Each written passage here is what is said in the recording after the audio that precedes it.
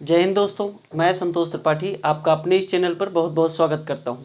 आइए हम लोग जियोग्राफी में मैपिंग का पोर्शन देख रहे थे, जिसमें हमने देख लिया था कि ये जो उत्तर भारत का जो क्षेत्र है, जिस पे स्थल सीमा की जो सटे हुए देश हैं, जैसे पाकिस्तान हो गया, नेपाल हो गया, भूटान, बांग्लादेश और ये म्यांमार और ये चाइना, इन सब के की स्थिति के बारे में और इनसे सटे हुए जो राज्य हैं उनके बारे में हमने देख लिया था। अब हमें दक्षिण भारत का जो एरिया है उसे देखना है कि ये जो अरब सागर है, दक्षिण भारत में भारत में जो अरब सागर है वो कहाँ है। तो भैया जो दक्षिण भारत का पश्चिमी एरिया है वहाँ पे अरब सागर अवस्थित है और पूर्वी क्षेत्र में बंगाल की खाड़ी अवस्थित है। इस अरब सागर में लक्षद्वीप है और बंगाल की खाड़ी में अंडमान निकोबार द्वीप समूह है। यहाँ से कई बार एग्जाम में क्वेश्चन पूछे गए हैं, यही चीज़ हमको देखनी है। और ये जो वर्तमान का भारत है, इतना खूबसूरत सा धनुषा आकार पूछा गया है एग्जाम में कि भारत की आकृति कैसी है, तो धनुषा आकार है। 32,87,263 वर्ग किलोमीटर में फैला 121 करोड़ जनसंख्या का प्रतिनिधित्व करता है ये प्यारा सा भारत। इसके खूबसूरती का जितना बखान किया जाए उतना ही कम है, क्योंकि यहाँ की जो मौसमी दशाएं हैं और जो जलवायु है यहाँ की वो अद्भुत है। विश्व में कहीं भी एक देश में ऐसा मौसम और ऐसी जलवायु शायद कहीं मिले। क्यों भैया ऐसा कह रहे हैं, उसका कारण है। क्या कारण है, तो चलिए देखते हैं क्या कारण है। 2 मिनट में हम चीज़ों को समझाना चाहेंगे कि कैसे भारत की खूबसूरती वर्तमान समय में है और क्या इम्पोर्टेंस है इस मौसम का और इस जलवायु का। आपको 3 चीज़ों को हम दिखाने की कोशिश करेंगे यहाँ पे कि एक ही देश में एक ही समय में अलग अलग कैसे बारिश हो रही है। एक ही देश में जाड़े के समय में एक क्षेत्र में जो है काफ़ी कड़ाके की ठंड पड़ रही है, तो कहीं पे जो है ठंडी ना के बराबर है। कैसे हो रहा है वो चीज़ें हम देखेंगे। चलिए शुरुआत करते हैं। जून जुलाई और अगस्त के महीने में दक्षिणी पश्चिमी मानसून, यहाँ से दक्षिणी पश्चिमी मानसून केरल से चलता है। केरल में खूब वर्षा कराता है। 1 जून को यहाँ पे वर्षा शुरू हो जाती है। उसके बाद फिर ऐसे ऐसे वर्षा होते होते यहाँ तक आती है और यहाँ से 2 धाराओं में टूट जाती है। एक जो शाखा है इसकी ये इधर चली जाती है और एक शाखा पूर्वोत्तर के राज्य में चली जाती है। ठीक है, पूरे भारत में लगभग वर्षा इस मानसून दक्षिणी पश्चिमी मानसून से होता है। और यहाँ उत्तर प्रदेश में बैठा है एक लाल XX क्रोमोसोम और XY क्रोमोसोम 22+22+। ये लोग बैठे हैं उत्तर प्रदेश में। अच्छा, अब क्या होगा, ये जो 22+XX क्रोमोसोम है ये कीचड़ को कम पसंद करते हैं। ये कीचड़ को कम पसंद करती है और यहाँ से कहती है कि हमको ऐसी जगह भेज दो जहाँ पे वर्षा ना हो रही हो या थोड़ी बहुत हो रही हो, हम काम चला लेंगे लेकिन कीचड़ में नहीं रहेंगे। तो ये जो 22+XY क्रोमोसोम है ये कहता है ऐसा है भैया, तुम ट्रेन पकड़ो और चले जाओ दक्षिण भारत। दक्षिण भारत में कहाँ, तमिलनाडु में। दक्षिणी पश्चिमी मानसून से इस क्षेत्र में वर्षा नहीं हो रही है। देखिए भारत एक है, पूरे भारत में वर्षा लगभग हो रही है, लेकिन इस क्षेत्र में वर्षा नहीं हो रही है। क्यों नहीं हो रही है हम समझेंगे। दूसरी बात, ये जो XY क्रोमोसोम है ये कहता है कि उत्तर प्रदेश में यार मज़ा नहीं आ रहा है, अभी थोड़ी थोड़ी वर्षा हो रही है। अब क्या करें, ये कहता है कि हमको ऐसी जगह भेज दो जहाँ पे खूब सारी वर्षा हो रही हो इसी समय में। तो मास्टर कहता है कि तुम चले जाओ भैया मेघालय में। मेघालय के मौसिनराम में विश्व की सर्वाधिक वर्षा की मात्रा यहाँ पाई जाती है। तो ये चला गया यहाँ पे। क्लियर है। देश एक है, महीना लगभग जून जुलाई का ही महीना है और ये जो दशाएं हैं ये अलग अलग है। यहाँ वर्षा पूरे भारत में लगभग खूब हो रही है और यहाँ पे वर्षा ना के बराबर हो रही है और ये मेघालय के मौसिनराम में बहुत सारी वर्षा हो रही है। क्यों हो रही है हम समझेंगे। दूसरी स्थिति, अब देखिए दूसरी स्थिति, जाड़े का मौसम आया तो ये जो XX क्रोमोसोम है, इसको पसंद है ठंडी, इसको पसंद है ठंडी। तो ये उत्तर प्रदेश में बैठी है और कह रही है कि हमको ऐसी जगह भेजो कि जहाँ पे खूब कड़ाके की ठंडी पड़ रही हो, क्योंकि हम ठंडी को ज़्यादा पसंद करते हैं। एक मिनट रुकिए। हाँ, तो ये ठंडी को ज़्यादा पसंद करती है। तो ये XY क्रोमोसोम कहता है ऐसा है भैया, तुम चले जाओ लद्दाख घूमो। कहाँ घूमो? लद्दाख। लद्दाख में एक एरिया है द्रास, लद्दाख का द्रास। यहाँ का टेम्परेचर भैया ठंडी के दिन में कितना होता है? माइनस में होता है, -40, -42, इतना कम टेम्परेचर। सोचिए, यही भारत है, ठंडी का दिन है, हम उसकी चर्चा कर रहे हैं। ठंडी के दिन में -40, -42 डिग्री। भारत का सबसे ठंडा प्रदेश द्रास, पूछा गया एग्जाम में कई बार। अब ये लाल XY क्रोमोसोम जो है, इसको लगती है बहुत ज़्यादा ठंडी। ये एक साथ में 4-4 शर्ट और 2-2 टी-शर्ट और 3-3 स्वेटर पहन के घूम सकता है। तो ये हुआ कि अब हम कहाँ जाएं? उत्तर प्रदेश में बैठे हैं भैया। तो मास्टर कहता है कि ऐसा है भैया, तुम चले जाओ कर्क रेखा से नीचे। कहाँ? कर्क रेखा से नीचे, दक्षिण भारत में। आपने देखा होगा कि गांव में उत्तर प्रदेश में जो बूढ़ी माता जी लोग अपने लड़कों को जो यहाँ कमाने गए हैं, गुजरात में, मुंबई में, महाराष्ट्र में और केरला, तमिलनाडु में, तो यहाँ पे जब फ़ोन करके पूछते हैं, अरे भैया कपड़ा उपड़ा खरीद लिया और ठंडी आई के बाद स्वेटर विटर पहन लिया, तो यहाँ जो लाल बैठा है वो कहता है माता जी यहाँ ठंडी नहीं हो रही है, ना के बराबर हो रही। यहाँ ठंडी हो रही है, उत्तर प्रदेश में ठंडी हो रही है और लद्दाख में तो भयंकर ठंडी हो रही है, लेकिन यहाँ ठंडी नहीं हो रही। क्यों ऐसा हो रहा है समझेंगे। तो ये लाल चला जाता है दक्षिण भारत में और यहाँ पे ठंडी ना के बराबर हो रही है। एक तीसरी बात, अब देखिए, जो ये अभी तमिलनाडु का एरिया बचा हुआ था, पूरे भारत बारिश से लबालब भरा हुआ था। नेचर कभी किसी के साथ नाइंसाफ़ी नहीं करता। कैसे? देखते हैं। हिमालय का जो एरिया है, ये जो हिमालय का एरिया है, काफ़ी ऊंचाई पे 8,848 मीटर, माउंट एवरेस्ट। ये जब हवाएं चलती हैं दक्षिणी पश्चिमी मानसून, वापस आते हैं फिर वर्षा के दिन। दक्षिणी पश्चिमी मानसून जब चलता है और हिमालय से जाके टकराता है, कहता है भैया हमको पार जाना है, तो कहता है ना, पार नहीं जाना है। क्यों नहीं जाना है? क्योंकि अभी यहाँ वर्षा नहीं हुई है, यहाँ वर्षा नहीं हुई है और नेचर कभी किसी के साथ भेदभाव नहीं करता है। तुम वापस जाओ और यहाँ वर्षा करो, यहाँ वर्षा करो। फिर ये पौने आती हैं और बंगाल की खाड़ी से जल लेके और तमिलनाडु में घनघोर वर्षा कराती। इसे कहा जाता है लौटते हुए मानसून के द्वारा वर्षा। अब देखिए, लौटते हुए मानसून के द्वारा यहाँ तमिलनाडु और आंध्र प्रदेश में कुछ कुछ वर्षा हो रही है और यहाँ जो XX क्रोमोसोम गई थी, अब इसको दुख का सामना करना पड़ रहा है कि अब तो वर्षा यहाँ भी हो रही है। तो ये होता है कि बगल में घूम जाओ, यहीं केरल में बगल में वर्षा नहीं हो रही है, लेकिन तमिलनाडु में वर्षा हो रही है लौटते हुए मानसून के द्वारा। क्यों हो रही है वो भी समझते हैं।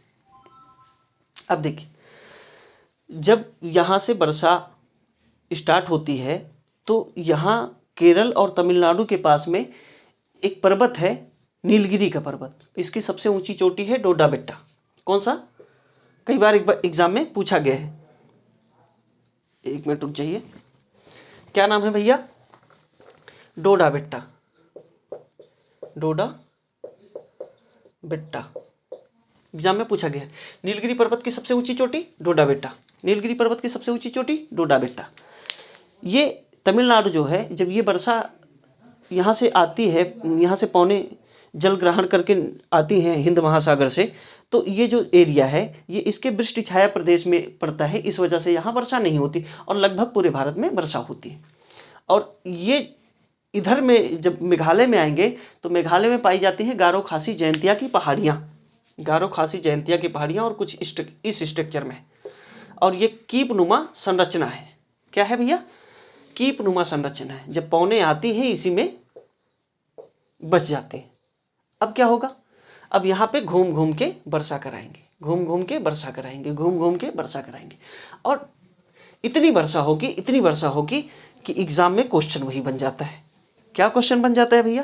कि विश्व में सर्वाधिक वर्षा कहाँ होती है? तो मेघालय के मौसिनराम में। समझ में आया कि क्यों सर्वाधिक वर्षा हो रही है? हाँ। अब यहाँ वर्षा क्यों नहीं हो रही? दक्षिणी पश्चिम मानसून से तमिलनाडु में, वो भी हमने बताया गया कि ये वृष्टि छाया प्रदेश में पड़ता है, इस वजह से नहीं हो रही है। ठंडी का जो कॉन्सेप्ट है वो बताइए मास्टर साहब।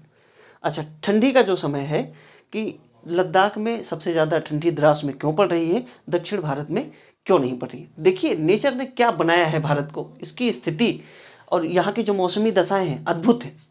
ये जो कर्क रेखा है ना 23.5 डिग्री, 23.5 डिग्री की जो कर्क रेखा है, इससे दक्षिण में जो एरिया पाया जाता है वो वहाँ देखिए दोनों साइड में, एक तरफ अरब सागर है, एक तरफ बंगाल की खाड़ी है, और यहाँ पे समुद्र या फिर कोई बहुत बड़ा जल का जो जमाव है वो यहाँ नहीं है। ठीक है, अब यहाँ से जो सूर्य की किरणें आती हैं, सूर्य की किरणें आती हैं, आपने पढ़ा होगा जो सूर्य की किरणें हैं वो ये 0 डिग्री है, ये 23.5 डिग्री है, 23.5 डिग्री है, और इधर भी 23.5 डिग्री, 23.5 डिग्री, ये 0 डिग्री। सूर्य की किरणें जो है इस एरिया में हमेशा लंबवत चमकती है। कैसे चमकती है भैया, हमेशा लंबवत चमकती है। तो प्रकाश सीधा इस एरिया में पड़ता है 23.5 डिग्री से 23.5 डिग्री में, और 23.5 डिग्री के ऊपर भी पड़ती है। ऐसा नहीं है कि यहाँ प्रकाश नहीं पहुँचता है लेकिन तिरछा पहुँचता है, तो उतना प्रकाश नहीं पहुँच पाता है।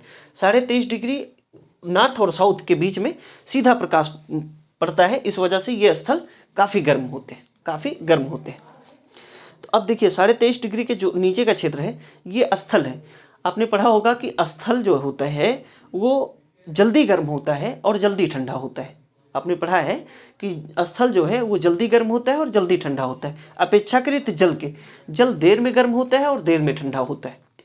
जब दिन का समय है तो रोशनी तो मिल रही है, प्रकाश मिल रहा है और ऊष्मा इसकी मेंटेन है, और जैसे ही रात होता है यहाँ की जो ऊष्मा है वो धीरे धीरे ऊपर उठने लगती है। अब ये धीरे धीरे जैसे ये क्षेत्र ठंडा होने लगता है तो यहाँ की जो ऊष्मा है समुद्र की वो धीरे धीरे स्थल की तरफ पहुँचना शुरू कर देती है।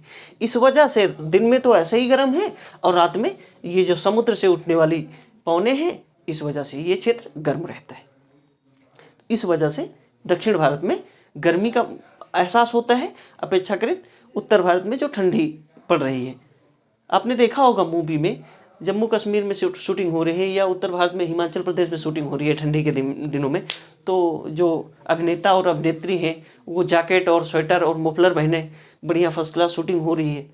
आपने कभी भी नहीं देखा होगा दक्षिण भारत की जो मूवियाँ हैं उसमें कोई जैकेट पहन के, कोई कंटोपा लगाए, स्वेटर पहने मूवी में नहीं दिखता है, चाहे वो भले ही ठंडी का ही समय हो। वैसे ठंडी नहीं पड़ती। पुष्पा मूवी देखिए आप, लुंगी पहन के घूम रहा है दक्षिण भारत। हमारे यहाँ जो उपराष्ट्रपति साहब थे वेंकैया नायडू जी, आपने अक्सर देखा होगा उनको धोती कुर्ता पहने घूम रहे थे। नहीं पड़ती है ठंडी यहाँ। क्लियर? चलिए, इस वजह से भारत की खूबसूरती है भैया। आपको विश्व में किसी भी देश में अगर आनंद लेने की सोच रहे हैं, आप बर्फबारी का आनंद लेना है तो चले जाइए लद्दाख में, जम्मू कश्मीर में बर्फ़ की फुहारें पड़ती हैं। गर्मी का मौसम है, आनंद लेना है, सबसे ज़्यादा गर्म राजस्थान में चले जाइए, जैसलमेर वगैरह में, और वहाँ जो है रेगिस्तान का मज़ा लीजिए। सबसे ज़्यादा मज़ा लेना है बारिश का तो मेघालय के मौसिनराम में पहुँच जाइए। एक ही समय में ठंडी और गर्मी का आनंद लेना है तो भारत में घूमिए, एक बार ठंडी में जाइए जम्मू लद्दाख घूम के आइए, उसके बाद उसी जाड़े के मौसम में तमिलनाडु वगैरह में घूम लीजिए।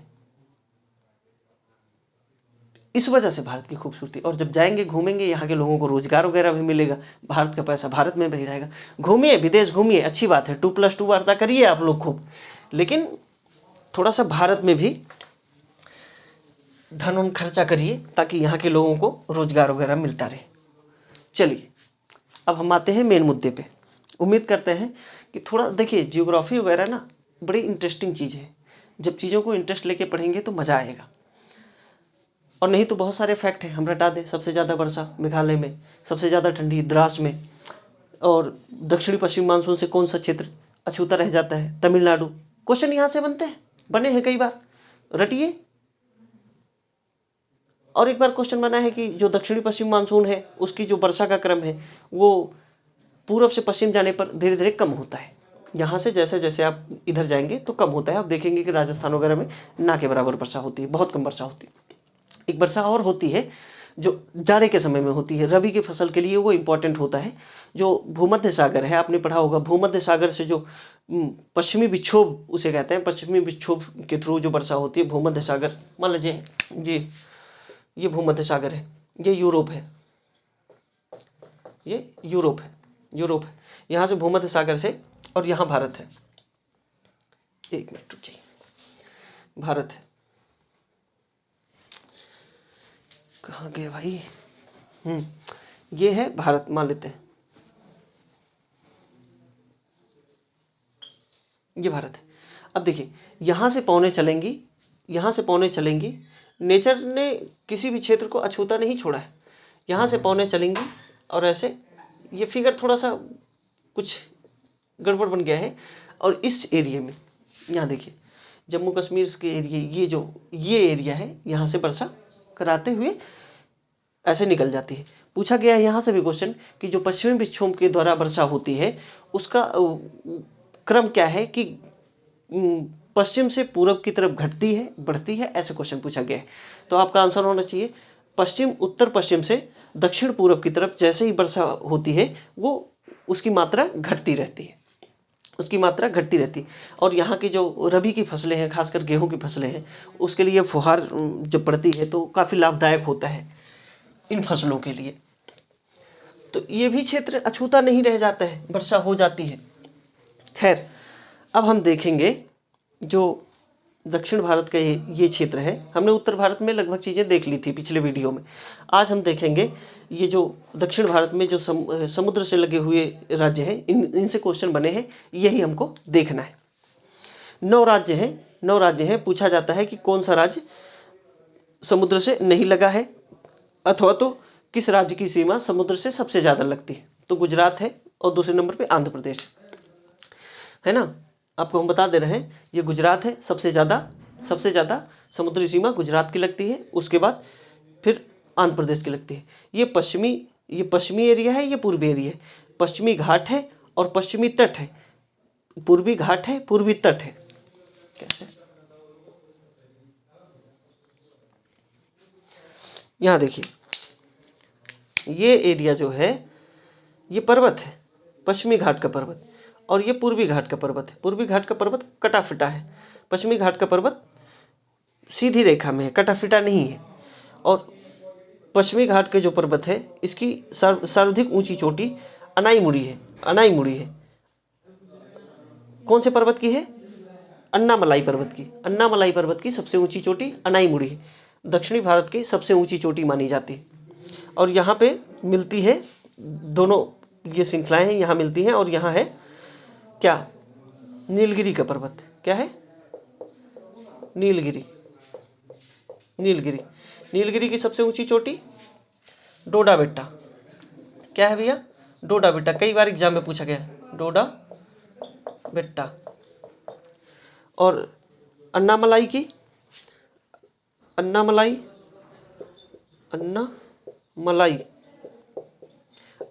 सबसे ऊंची चोटी अनाईमुड़ी।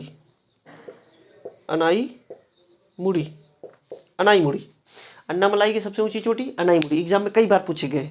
दक्षिण भारत की सबसे ऊंची चोटी अनाईमुड़ी किसकी है? कौन सी पर्वत है? ये पर्वत है, अन्नामलाई पर्वत है, इसकी चोटी अनाईमुड़ी है। नीलगिरी की सबसे ऊंची चोटी डोडा बेट्टा है, एग्जाम में बहुत बार पूछा गया है, आप याद रखिएगा।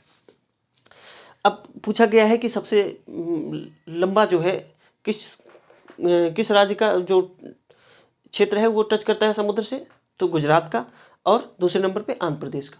इतनी बातें आपको याद रखनी है। और यहाँ अरब सागर है, ये बंगाल की खाड़ी है। अरब सागर में लक्षद्वीप है जिसकी राजधानी कामारत्ती है। ये कोरल रीफ से बना हुआ छोटे द्वीप है जिसमें अलग अलग क्षेत्र हैं। 30 वर्ग किलोमीटर के आसपास का क्षेत्र है। हम देखेंगे आगे चीज़ों को। और इधर अंडमान निकोबार द्वीप समूह है जिसकी राजधानी पोर्ट ब्लेयर है। इसमें कई एरिया है, जैसे उत्तरी अंडमान, मध्य अंडमान, लिटिल अंडमान, कार निकोबार और ग्रेट निकोबार में जो है भारत की सबसे दक्षिणतम बिंदु इंदिरा पॉइंट या पेगमेलियन पॉइंट है, यहाँ पे देखिए ये लिखा हुआ है, आप मैप में देखेंगे तो मिलेगा आपको। और उत्तरी अंडमान में अंडमान निकोबार द्वीप समूह की सबसे ऊंची चोटी क्या नाम है भैया? तो सेंट्रल पीक है। सेंट्रल पीक है उत्तरी अंडमान में, अंडमान निकोबार द्वीप समूह की सबसे ऊंची चोटी। मध्य अंडमान भारत का सबसे बड़ा द्वीप है मध्य अंडमान। उसके बाद फिर दक्षिणी अंडमान है। दक्षिणी अंडमान में क्या है भैया? तो अंडमान निकोबार द्वीप समूह की राजधानी पोर्ट ब्लेयर है। ये देखिए मैप में ये सब सारी चीज़ें दी गई हैं। तो उम्मीद करते हैं कि ये सब समझ में आया होगा। हमने उत्तर भारत देख लिया, दक्षिण भारत देख लिया। उत्तर भारत का जो स्थलीय क्षेत्र है, यहाँ पे जो हमारी सेना है, थल सेना, वो रक्षा करती है इस सीमा की। और तिब्बत वाले क्षेत्र में आईटीबीपी वगैरह है। और जल सेना ये अरब सागर और बंगाल की खाड़ी में अरब जो है हमारी जल सेना है, यहाँ बड़ी बड़ी पनडुब्बियाँ रखी गई हैं। और इस पूरे भारत का सब लोग मिलके ध्यान रखते हैं, इसकी हिफाजत करते हैं। और प्राकृतिक जो हमारा सैनिक है हिमालय जो साइबेरिया से आने वाली ठंडी हवाओं को रोकता है, नहीं तो यहाँ पे जीवन संभव ही ना हो पाता। ये एक तरफ हजारों वर्षों से खड़ा हुआ है और भारत की रक्षा करता है। ये सब सारी चीज़ें हम लोग अगले वीडियो में देखेंगे कि हिमालय का इम्पोर्टेंस क्या है, और जो भी चीज़ें होंगी उसे हम देखेंगे। चलिए आज इतना ही रखते हैं, मिलते हैं अगले वीडियो में। उम्मीद करते हैं कि समझ में आई होंगी चीज़ें, और नहीं समझ में आई हैं तो हम फिर से दोबारा देखेंगे। आप लोग 1-2 बार वीडियो रिवाइज कर लीजिए। आज इतना ही रखते हैं, मिलते हैं अगले वीडियो में। तब तक के लिए जय हिंद।